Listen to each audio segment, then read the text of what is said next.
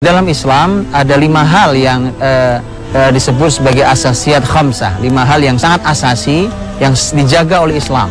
Nah, di antaranya adalah hifdzun nafs, yaitu menjaga jiwa, menjaga nyawa. Maka apapun yang membahayakan nyawa dengan jalan yang tidak benar dalam Islam akan diharamkan, apapun bentuknya, termasuk bunuh diri. Maka dulu bunuh diri seperti yang dilakukan oleh Abu Lu'lu'ah bukan merupakan sifat terpuji, dan dalam Islam dia diharamkan, bahkan diancam dengan neraka. Man qatala nafsahu fahuwa finnar. Siapa yang membunuh dirinya sendiri maka dia di neraka. Rasulullah SAW juga menyampaikan bahwa siapa yang membunuh dirinya sendiri maka dia akan disiksa oleh Allah Subhanahu wa taala di neraka nanti dengan cara dia bunuh diri di dunia. Artinya kalau dia umpamanya bunuh diri dengan cara meminum racun dan pasti sakit sampai kemudian dia mati, maka nanti di neraka dia akan terus melakukan minum racun itu, mati, dia kemudian sakit, kemudian terus begitu sampai seterusnya. Sementara Syekh Muhammad Said Ramadan Al-Buti menulis kitab judulnya Al-Insan Bainal Musayyar wal Mukhayyar, manusia antara dijalankan dan berjalan sendiri, manusia antara dipilihkan dan memilih sendiri.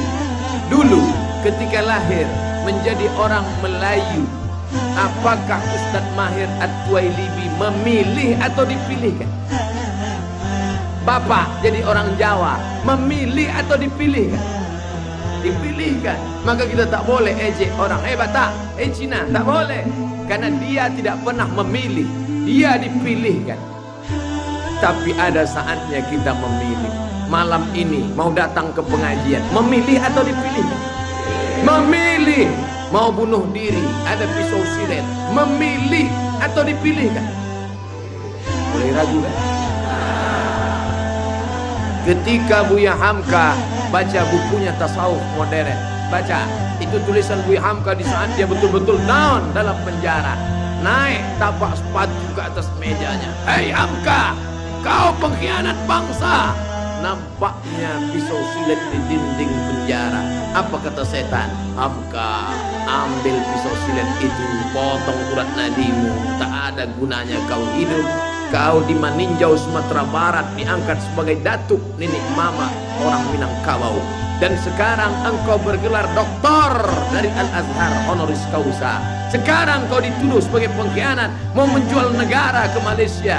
Bunuh saja dirimu. Tapi dia lawan dengan iman. Ada saatnya kita memilih. Kenapa dia masuk neraka? Karena dia memilih ikut ajakan setan. Ini bunuh diri itu tidak boleh, haram dalam agama.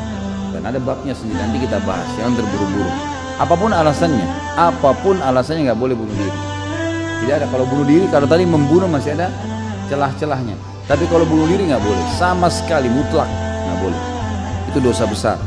Alasannya apapun, apalagi kalau kena cinta. Apa cinta, mau bunuh diri gara-gara cinta?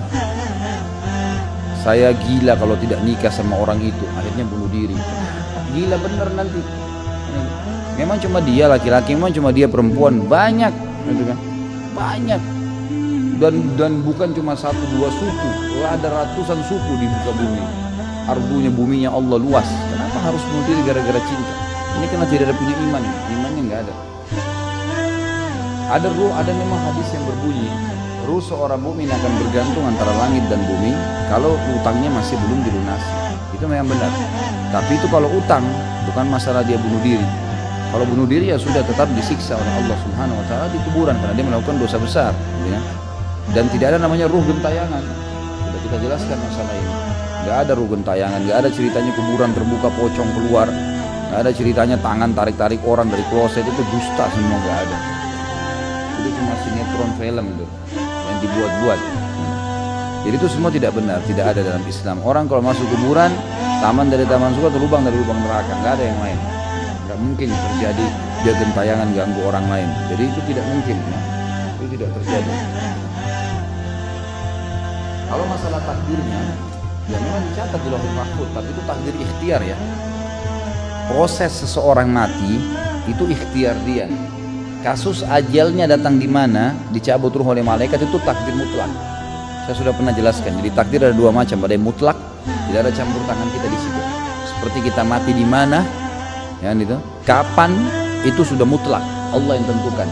mau di lautan kah, mau di rumah kah, mau lagi tidur kah, mau lagi makan kah, mau lagi jalan, pokoknya tiba ajal mati. Tapi prosesnya yang membawa orang pada kematian itu ikhtiar. Seperti orang ikut berperang untuk mati syahid. Tapi tadi orang tahu nih listrik kalau berbahaya dipegang sama dia, akhirnya dia mati. Kan? Mengunjuk kekuatan, akhirnya mati. Nah ini berarti dia bunuh diri.